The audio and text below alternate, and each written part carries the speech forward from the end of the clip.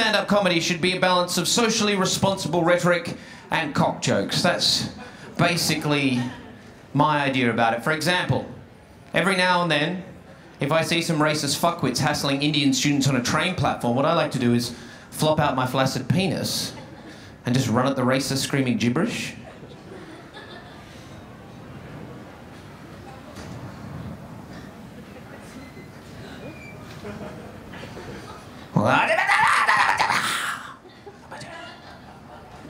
Taking their attention away from their hate crime and focusing it primarily on my imminent sexual assault.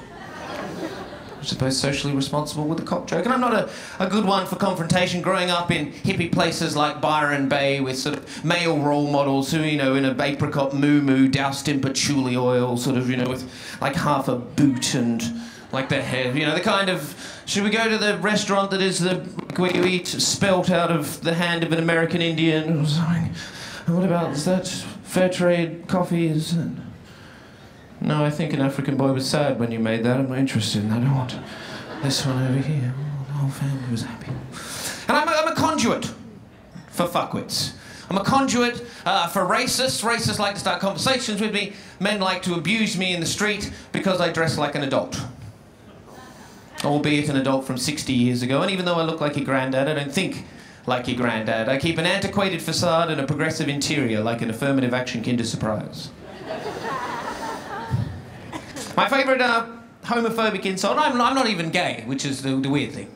My favourite homophobic insult happened in Adelaide. I was taking a walk down the street and I saw a man approach me. I was in a good mood, so I gave him the doff. As you would. I know that's overcommitted. The natural interaction two men have on the street is absolutely nothing of fucking all, but I was in a good mood, so I gave him the doff. He responded by saying, "Nice hat, faggot." And walked. I mean, what's this hat? It's just a normal hat. It's an Akubra hat. This is an Australian icon. I mean, it just made no sense to me. If it was a gayer hat, maybe like a, I don't know, like a hen's party cowboy fucking hat, like a pink hat with like a cork, like even like a drover's hat, like corks hanging around the hat, but instead of corks were just tiny penises hanging at intervals. And maybe as I was walking towards him, you know, I was wiggling as I doffed my hat, all the cocks were sort of, you know, rubbing up against my mouth and lips, you know what I mean? That's a gay hat. Even the gayest man would say that hat is too gay and useless for repelling flies. Everyone knows tiny penises attract far more than they... Is this microphone fucking breaking up? Should we get a new mic? Is it the mic that's broken or is it the whole fucking thing? I'm not sure. But I'm just preying on the belief that this thing just breaks on every punchline. Oh, Techie, here comes Techie.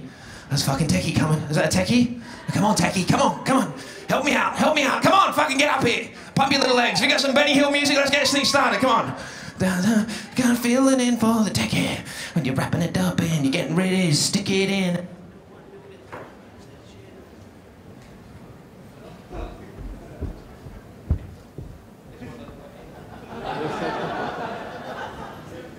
Now I'm getting a vibe for what this night needs. Basically, you're not looking for success. The biggest laugh I got was for failure, right? I know. So I'll close by telling you the first joke I ever told my dad, which fucking tanked. Tanked. Coming off the back of some sweet stuff with my mum, working the old Gherkiness cigar. You know, ba ba ba ba ba ba ba ba ba ba. And I told my dad this is my first joke. Hey, Dad, I was 6. Dad, did you know that the Scottish discovered New Zealand? The Scottish man on the boat looked out and saw the land and said, "Och, land."